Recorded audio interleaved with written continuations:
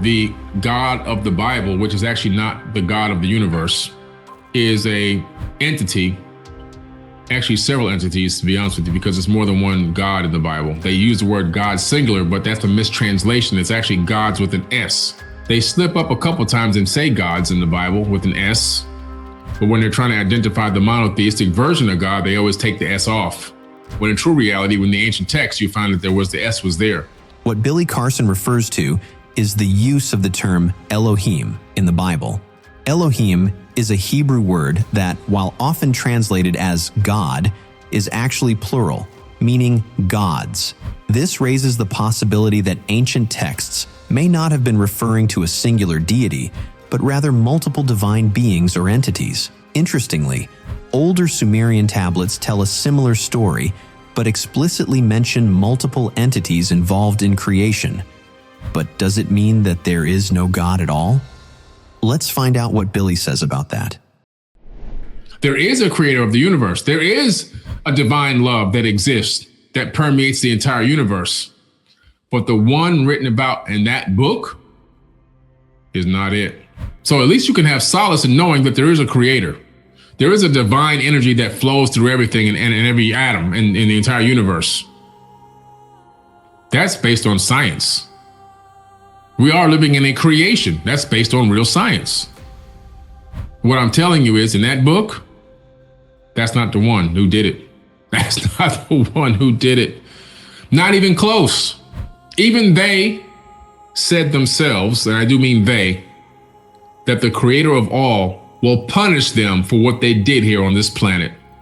That's in the Sumerian tablets. They said the creator of all will punish them for what they did. They even know they have a reckoning in themselves. They never called God a him or a he. Won't he do it? They never said him or he. They called it the creator of all. And where else does that show up? In the Emerald Tablets. Thoth never called himself a god. He never told people to pray to him. He's one of the very few that did not masquerade as a god, although he could have. When he left the different regions of the earth, the people there who were left behind eventually deified him, because that's what people do. We do dumb stuff. We start saying this guy was God. No, he wasn't. As a matter of fact, there's a verse here where people start groveling at his feet.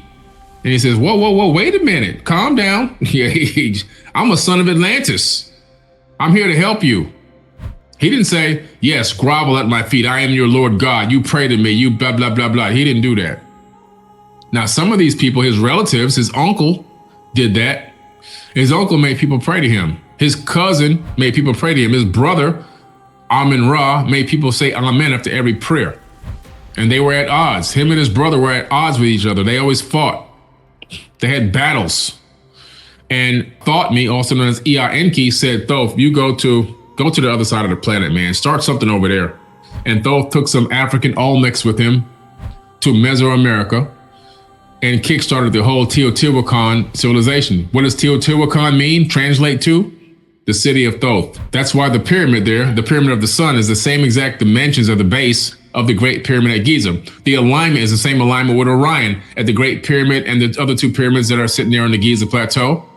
Both pyramids are built on top of aquifers, and the Pyramid of the Sun, which is the larger pyramid at Teotihuacan, is exactly 50% the height of the pyramid at Giza, the Great Pyramid at Giza. It's the same architect, same exact architect. His name is Thoth. He went there with Africans from Africa and built the Teotihuacan civilization. They extended all throughout Mesoamerica, all down into Tulum, down in through the jungle, into the Yucatan Peninsula, down into Chichen Itza. All of that was built. The Mayans built nothing. And they admit they built nothing in their own records. They will teach you this when you go study archaeology and ancient civilizations in college. The Mayans built absolutely nothing. They had no knowledge. They inherited what was already there. The Aztecs, who came a couple hundred years after the Mayans, also inherited what was there. The Aztecs were in another part of Mesoamerica where they were living in a valley. That valley had a volcanic eruption. The mountain behind it was a volcano. It was active. It erupted. It destroyed everything. Some of them died.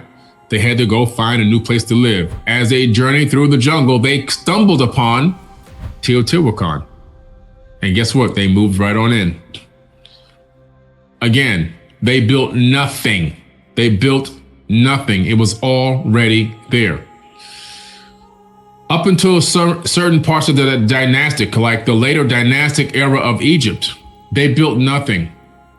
Now, some of the parts like Karnak and Luxor, which are a lot newer, yes, they had their hand in that. Clearly, you can see not super megalithic structures. Clearly, you can see blocks cut and then stacked on top of each other in different ways. Some of the knowledge had been lost. The super ancient, super megalithic structures that were built were coming out of Kemet long before the dynastic era even happened. So we're talking about a super ancient culture and a super ancient race of people that encompassed the whole planet. They went around the entire planet, pole to pole, creating and building civilizations everywhere with megalithic structures that were very similar in style and size. And over time, their knowledge had become lost. And whoever was around moved in and inherited what was already there. All right? That's how it got there. What Billy Carson highlights here is the lost history and the new discoveries proving that an advanced global civilization once existed on Earth. The knowledge they left behind has been hidden, altered, and used to manipulate the masses for centuries. As we uncover these truths, we begin to see how much of what we've been taught has been distorted. But where does that leave us in our search for the real creator, the true source of divine energy? Let's find out as Billy explains how to find the real God. Become your own person. Become your own researcher. Start asking questions. Ask yourself questions. Look at information that contradicts itself and start trying to figure out why is it contradicting, and then use some basic logic and you'll figure out what's being told to you is not exactly what happened. What's being taught to you to believe in wholeheartedly for eternity is not even coming from the word of the creator of the universe itself. It's coming from human beings, from men. Actual flesh and blood men that put their pants on one leg at a time, just like you. All you need to know is this, and I'm gonna end. The divine spark that created everything in the entire universe is inside of every atom in your body.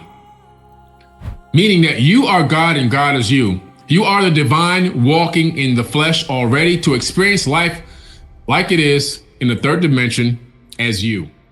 There are still many hidden truths waiting to be revealed.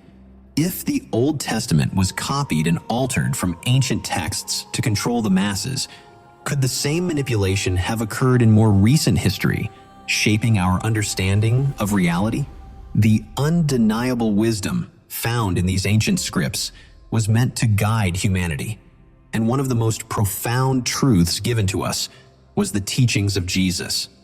But over time, these teachings were intentionally changed by those seeking power. In the archives at the Vatican, they have in there so many incredible discoveries, so much knowledge and wisdom that have been stolen, literally stolen from all around the world. And of course, the Library of Alexandria, that was a book heist. The fire was a distraction.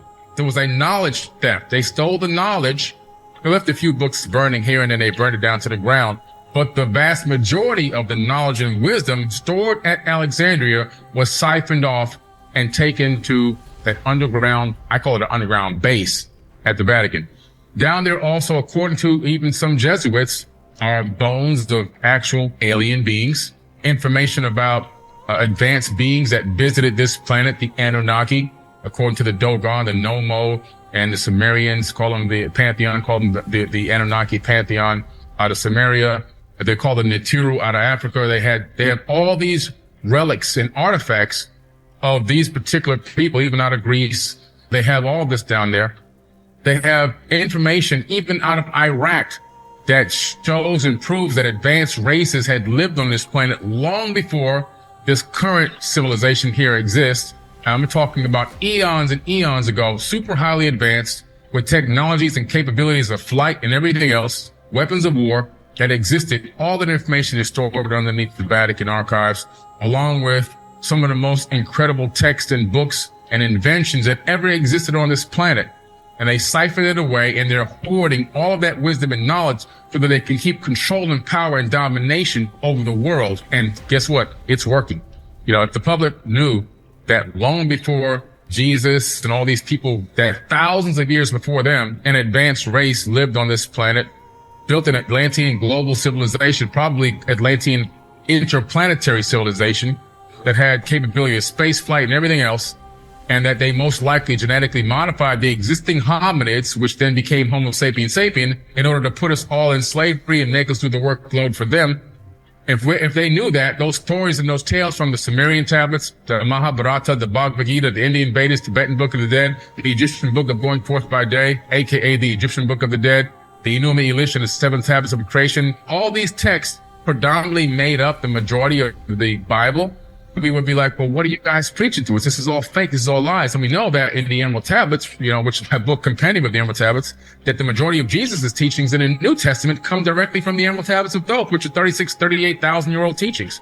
So they must control and hide and secure evidence of this information and this knowledge to keep people basically in this level of ignorance where they can continue to control them and steal their money.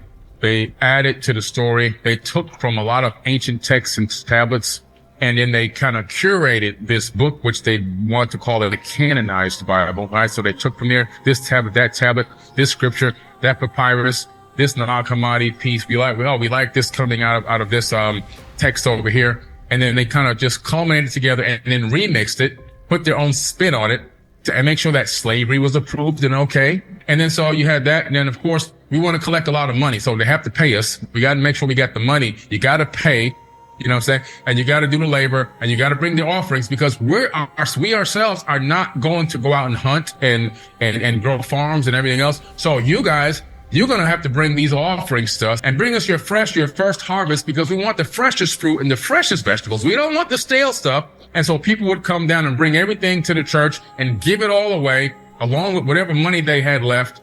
And these people would live like fat cats, literally off of pimping the knowledge and understanding of what's going on and tricking people into believing that they had some access to divine power and knowledge, when the ignorance of the people, you know, you almost can't blame them, but yet at the same time, it's like, how can so many masses of people stand up and fall for this? But it happens. But also, you got to remember the way that they went around, the way that the Council of Nicaea put this in place with Rome.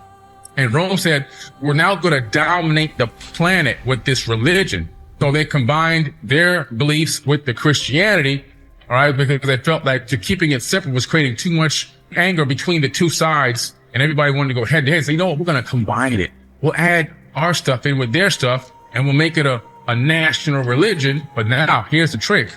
As Rome was on its global escapade trying to dominate and take over the planet, everywhere they went, they would then install this Christianity, this Catholic Christianity in those areas.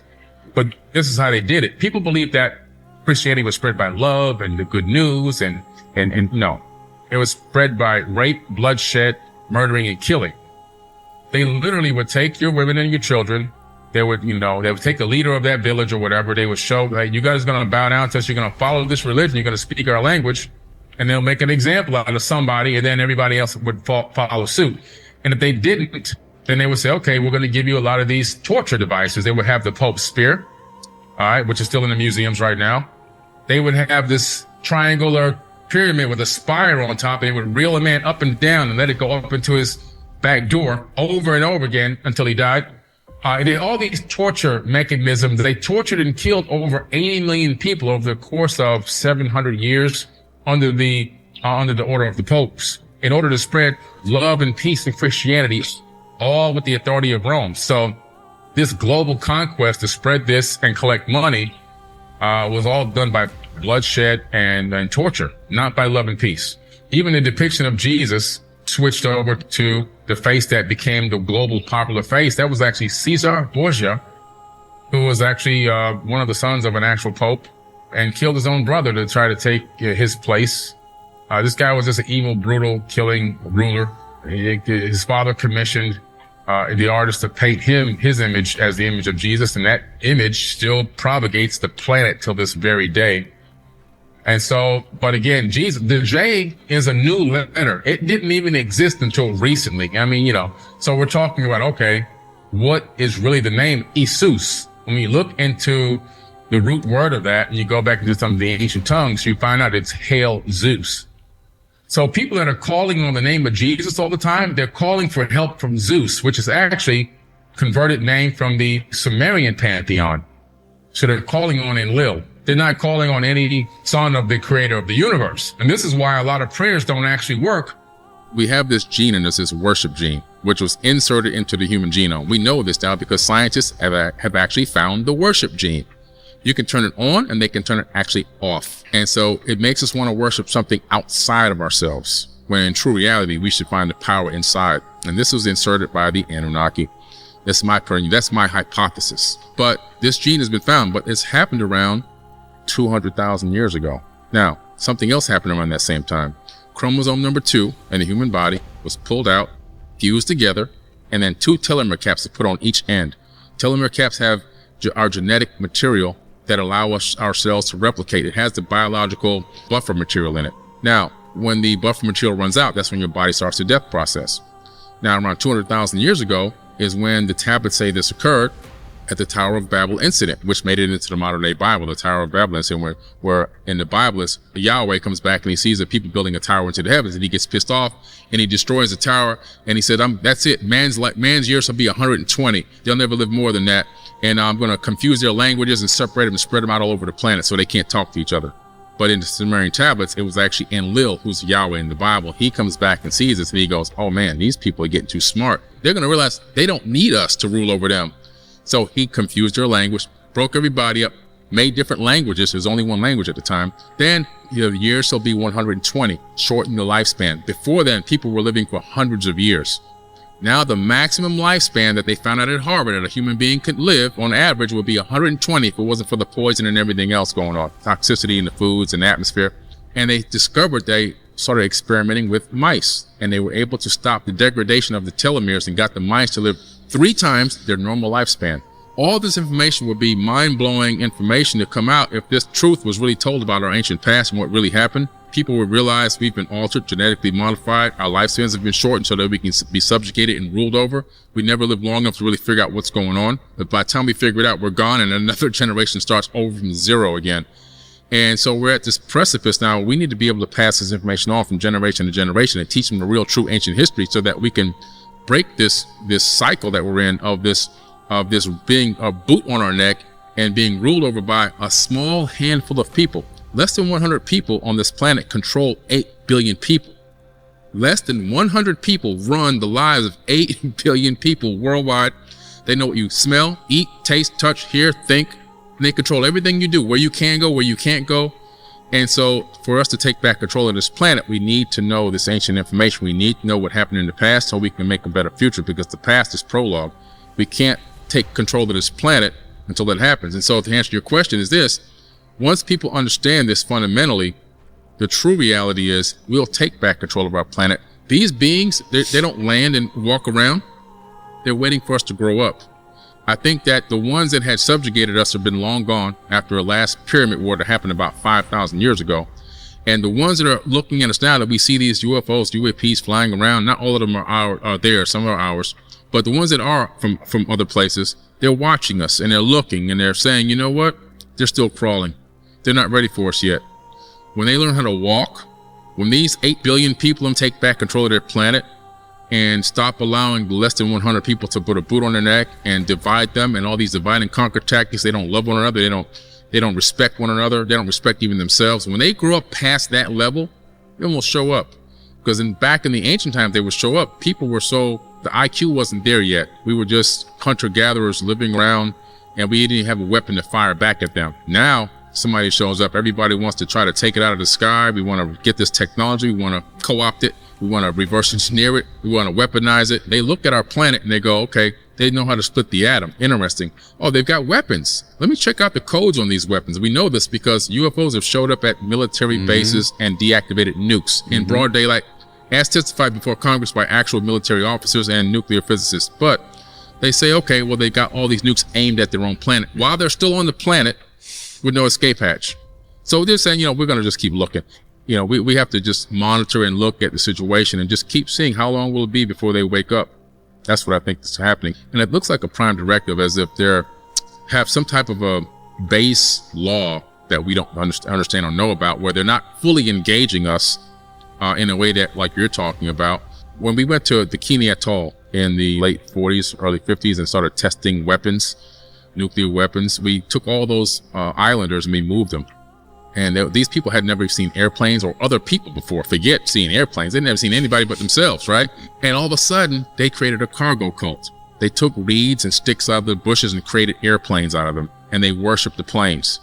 They tattooed USA on their chest. You got black guys walking around in the bush with USA painted on their chest. They make fake guns out of sticks that look like, AK-47s and so forth, or automatic weapons.